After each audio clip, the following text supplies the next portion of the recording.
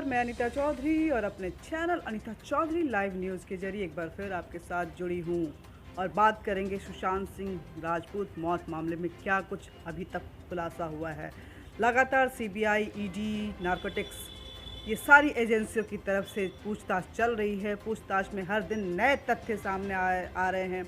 वो चैट जिसमें drugs angle का खुलासा हुआ था, गौरव आर्या जो गोवा का एक होटेलियर है उसके साथ रिया चक्रवर्ती का वो चैट सामने आया था, उससे भी पूछताछ शुरू हो चुकी है। ईडी और नारकोटिक्स डिपार्टमेंट दोनों ही पूछताछ कर रहे हैं। गौरव आर्या का कहना है कि वो रिया से उसकी मुलाकात 2017 में हुई थी, जो एक व्यक्ति जिसका नाम है सुहैब लोहिया उसके साथ हुई थी, क्योंकि उस वक्त सुहैब लोहिया 2017 में रिया का बहुत अच्छा दोस्त था। बता दें कि रिया और सुशांत की जो दोस्ती है वो 2009 के मिड में डेवलप हुई है और उसके बाद 2020 में सुशांत सिंह राजपूत इस दुनिया में नहीं रहे। हालांकि जब से रिया सुशांत सिंह राजपूत की लाइफ में आई तब से सुशांत सिंह राजपूत के लाइफ में कुछ भी अच्छा नहीं रहा। फैमिली में खटपट बढ़ गई, लोगों के साथ मनमुटाव होना शुरू हो गया, करियर का डिग्रोथ शुरू हो गया और रिया हर चीज़ को खुद ही हैंडल करना शुरू कर दी। सुशांत के ऊपर रिया का दबाव इतना था कि कोई भी चीज़ उनके कोई भी स्टाफ रिया से पूछे बिना करते नहीं थे। लेकिन ये ये सुहैब लोहिया कौन है, ये अभी पूछताछ के दौरान जब तथ्य सामने आएंगे तो पता चलेगा। लेकिन इन सब के बीच में एक और चैट सामने आया है, जिस दिन 14 जून को जिस दिन सुशांत सिंह राजपूत की मौत हुई, उसके मौत की खबर अगर हम देखें तो मीडिया प्लेटफॉर्म पे तकरीबन 12 बजे ये फ्लोट करना शुरू हो गया था कि एक्टर सुशांत सिंह राजपूत नहीं रहे। और जो टाइमिंग है चैट की वो 10:51 यानी कि 11:15 की बात है। इस बीच में जो अब तक स्टेटमेंट सामने आए हैं उसमें ये खुलासा हुआ है कि 9 बजे के बाद सुशांत सिंह राजपूत से किसी की बात नहीं हुई है और जब 11 बजे लोग उनका दरवाज़ा खटखटाने गए तो सुशांत सिंह राजपूत ने दरवाज़ा नहीं खोला। मतलब कि जो चैट है 11:15 की चैट है ये, और 12 बजे सुशांत सिंह राजपूत की मौत की खबर आ जाती है। इस बीच में उनके नौकर नीरज, दीपेश सावंत और बात करें अगर सिद्धार्थ पिठानी और बाकी उनके दोस्तों की, तो जो उनके होम टेकर थे, जो उनके कुक थे, उनका यही कहना है कि सुशांत सिंह राजपूत से बातचीत जो है 9 बजे के बाद नहीं हुई थी।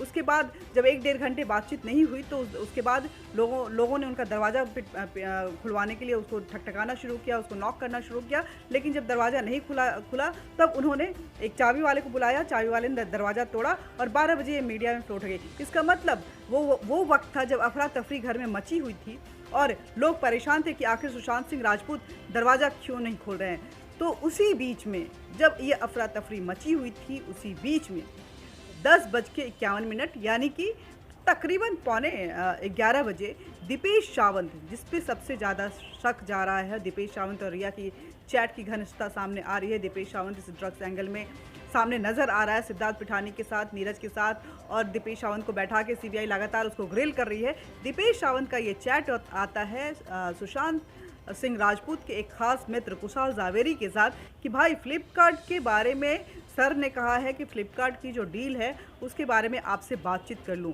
तो ये अब सीबीआई के लिए ये प्रश्न उठता है कि जब पहले ही दीपेश सावंत ये बता चुके हैं कि 9 बजे के बाद उनसे बात नहीं हुई है, तो 11:15 बजे आखिर उनको ऐसी क्या पड़ी हुई थी कि उन्होंने ये मैसेज कुशाल जावेरी को दिया।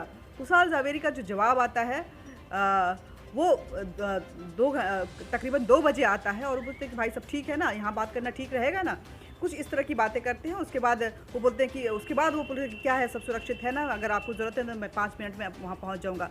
ये सारी बातें, मतलब तब तक उनको खबर मिल चुकी थी।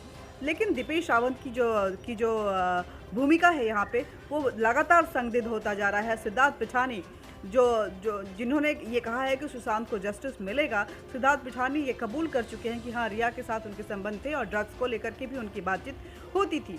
नीरज और दीपेश सावंत को जब बैठा के सीबीआई ने एक साथ पूछताछ शुरू की तो बातचीत के दौरान कुछ इतनी ज़्यादा कंट्रोवर्सी बातचीत में हो गई थी, एक दूसरे को इतना काउंटर कर रहे थे अपने स्टेटमेंट में कि नीरज और दीपेश सावंत वहीं पर सीबीआई के सामने लड़ना शुरू की। इस बीच में रिया जो है वो लगातार पूछताछ के दौरान कोऑपरेट नहीं कर रही हैं। जब भी उनसे हार्ड सवाल पूछे जा रहे हैं वो चिल्लाना शुरू कर दे रही हैं, वो हरासमेंट का आरोप लगाना शुरू कर दे रही हैं। हालांकि सीबीआई ने कहा कि अगर आप कोऑपरेट नहीं करेंगे तो हमें आपको अरेस्ट करना पड़ेगा। अगर आप अपने आप को बचाना चाहती हैं तो आप प्रूव करें कि आप निर्दोष हैं। तो ये सारे डेवलपमेंट हैं वो चल रहे हैं, लेकिन इन सब के बीच में जो नए तथ्य रोज़ सामने आ रहे हैं, हर तरह से स्टेटमेंट हर बार चेंज हो जा रहा है और एक नई भूमिका जो है, एक नया किरदार इसमें जुड़ता जा रहा है। तो ऐसा लग रहा है कि इसके तार जो हैं वो बहुत दूर तक जाएंगे, क्योंकि जो कहाँ बताया जा रहा है, सूत्र ये बता रहे हैं कि जो शोएब लोहिया है वो भी एक ड्रग्स डीलर है। तो क्या चीज़ें सामने आती हैं वो देखना होगा। हालांकि इस बीच में नारकोटिक्स डिपार्टमेंट में बहुत फेरबदल किया गया है। जांच के लिए जो है वो समीर, जो कि 2008 के बैच के ऑफिसर हैं, उनको नियुक्त कर दिया गया है और उनको समीर वानखेड़े को, और जो पूछताछ है वो इस एंगल से भी देखा जाएगा कि आखिर इस ड्रग्स डीलिंग में जो बॉलीवुड के तार हैं वो कितने जुड़े हुए हैं, मुंबई और दुबई ये कितना कनेक्टेड है अभी, और ये जो ड्रग्स का खेल है कितना बड़ा खेल है, इसमें कहाँ कहाँ तक इन्वॉल्वमेंट है और किस लेवल तक ये जाता है, ये सारी चीज़ें देखी जाएंगी। क्योंकि कंगना रनौत ने अपने एक इंटरव्यू में ये बहुत सारे खुलासे किए हैं कि किस तरह से वहाँ चलता है। ये रिया अकेले नहीं कर सकती है, बहुत बड़े बड़े लोग शामिल होते हैं इस ड्रग्स फैक्ट्री में, और लोगों को जो नहीं लेता है उसको एक लेम टाइप का, एक लॉल टाइप का फील करवाया जाता है, आउट ऑफ क्राउड उसको फील करवाया जाता है और उसको फोर्स किया जाता है कि आप लीजिए। लोग एक सोशलाइट फील करते हैं ये कि हम ड्रग्स लेते हैं और इशारों से बताते हैं कि हम I am also druggy and I am having this all this weed और whatever kind of drugs. तो ये सारी जो चीज़ें हैं ये कहीं ना कहीं बॉलीवुड के जो भूमिका है उस पर बहुत बड़ा सवाल खड़ा कर रहा है कि जो नायक पर्दे पे दिखाई देते हैं, जिनको देख के लोग अपना रोल मॉडल मानते हैं, यूथ उनके साथ आगे बढ़ना चाहते हैं, वो नायक असल ज़िंदगी में ऐसा लग रहा है कि बहुत बड़े खलनायक थे। जो निर्देशक इतनी अच्छी सोच के साथ कोई फिल्म बनाते हैं जो समाज में अपना इम्पैक्ट छोड़ता है, लेकिन असल ज़िंदगी में वो इम्पैक्टफुल पर्सन जो है वो कुछ और ही गेम कर रहा होता है और एक अलग तरह का किरदार होता है।